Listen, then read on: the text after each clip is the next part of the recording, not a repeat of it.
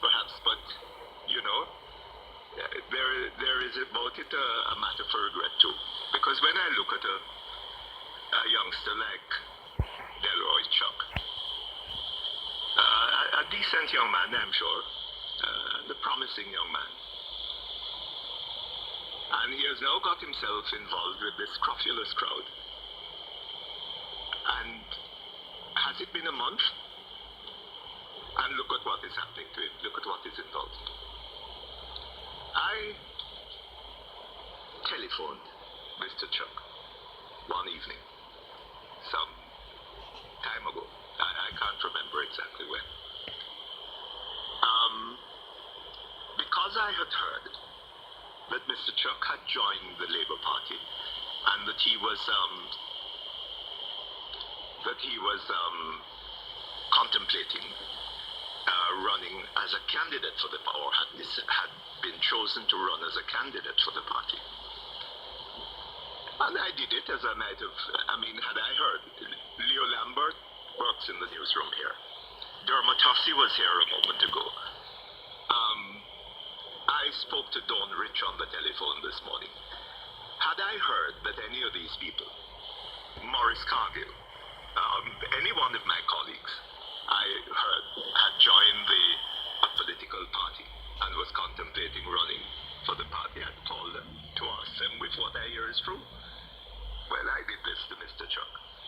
And Mr. Chuck denied it. Said it wasn't true.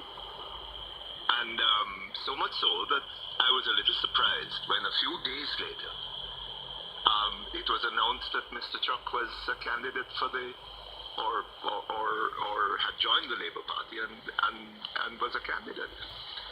And we carried on a conversation. Mr. Chuck is somebody that I know and with whom I have talked from time to time. We carried on a conversation about politics, and in the course of which I'm sure I expressed views about the Labour Party, views that I have expressed on this very program, that I think the Labour Party is bankrupt, that I think that Mr. Seaga is going to go down in history as the man who destroyed the party that Bustamante created. I still believe those things. I have said them, you have heard me say them. And it shouldn't be strange that I say them to Mr. Chuck. Anyway, I don't want to get involved in too much of the business of self-defense. I just like to point out a few things about this whole episode. One is the way that judgment has deserted Mr. Chuck as a result of all of this step that he has taken. Now, he used to do a program on this radio station, the Week in Review, the Week in Perspective, whatever it's called. And Mr. Chuck seems to have expected, from something I heard him saying on the television last night, Mr. Chuck seems to have expected that having joined the Labour Party, that KLAS would have allowed him to use this program as a platform for announcing his political incarnation and for justifying it to the public. This is what he expected, and he now holds this against KLAS, and this is evidence that KLAS is politically biased against the Labour Party. O judgment, thou art fled to brutish beasts, and men have lost their reasons. The fact that the Gleaner continues to allow Mr. Chuck the use of its editorial page as a platform for his political statements, I suppose you would call them in a neutral sense, is a matter for the Gleaner and for its readers, and they're qualified to make these decisions. But I don't think it can be held against the management of this radio station that they refuse to allow their program to be used as a platform for Mr. Chuck to explain to people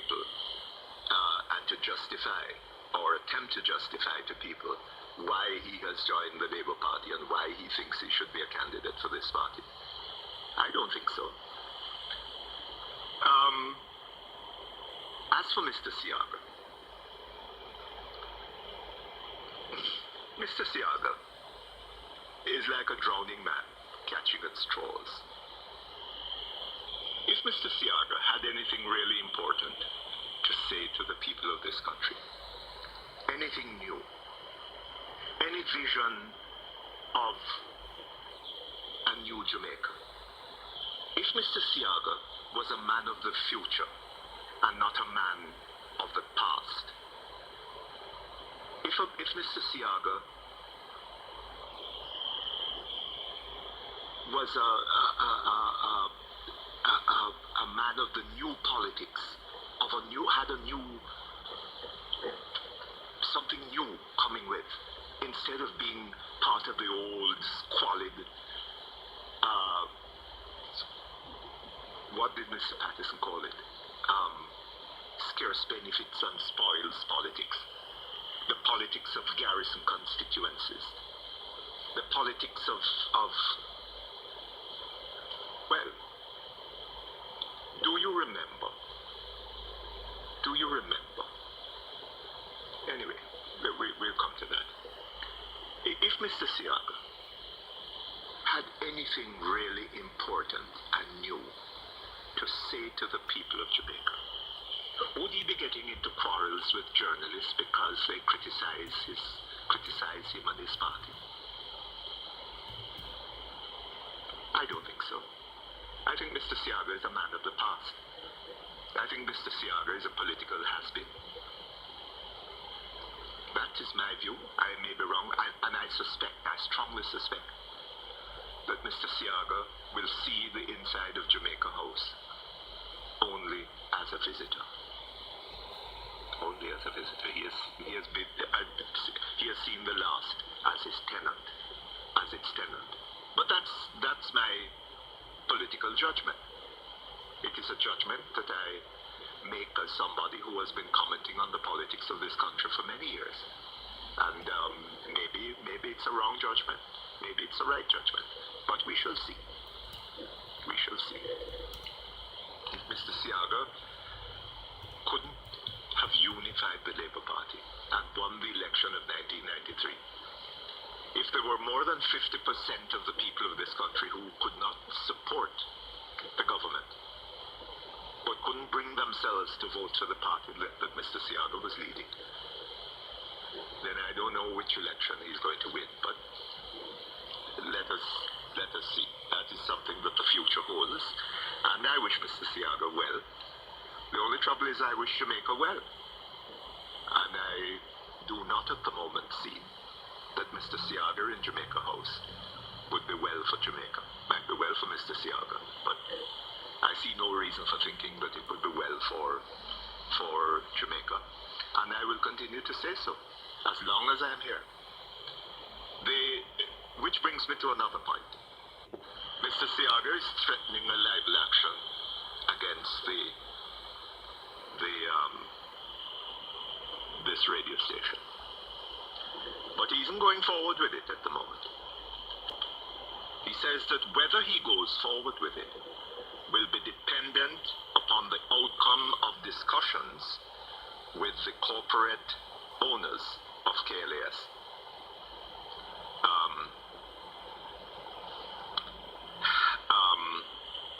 Now what is that? What does that mean?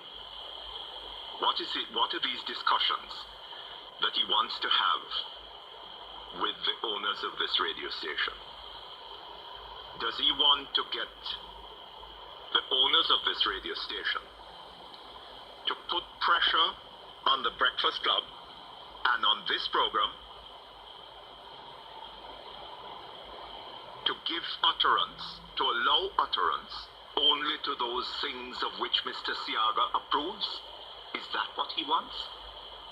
Because if that is what he wants, I can tell you, I can speak for this program, as long as I am here, it is not going to happen. So you can go ahead with the libel action. Either that, or he's going to get the owners of this radio station to get rid of me. Because as long as I am here, that is not going to happen. So he's, from that perspective, unless he can get them to get rid of me, then he's wasting his time. And he could as well proceed with the libel action.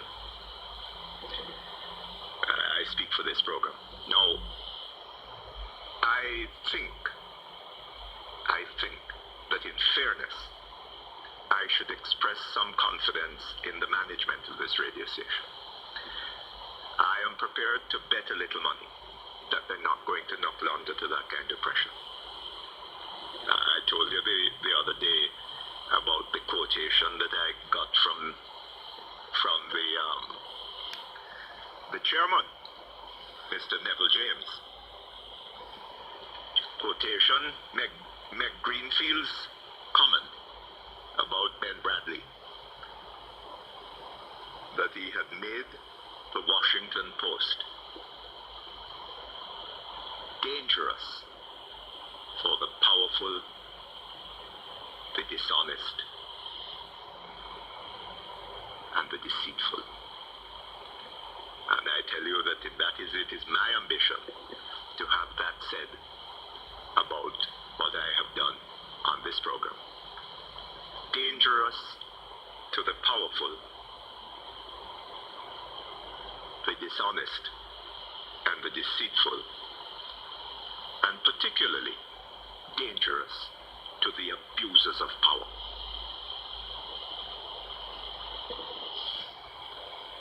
And I believe, as of this moment, that in that I have the support of the management of this radio station.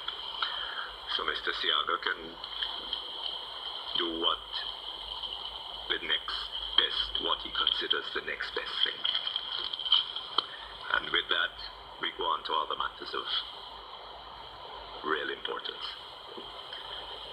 And it is the idea that if members of the media, journalists, are critical of Mr. Seaga and his party, particularly at a time when they're under pressure, and they feel, I suppose they feel Mr. Bruce Golding breathing down on their neck. He has rattled them in some way. That Mr. Seaga thinks that he has a right to institute measures of control. He wants to talk to management to get management to control. He wants to set up a committee to prescribe ethics and standards for the media. It would be very interesting to know what my colleagues in media at Radio Jamaica, at the Gleaner, at JBC, what they think about all this, and whether they think that this is consistent with the ideal of a free press, whether Mr. Seaga in power might not turn out to be very dangerous to that ideal.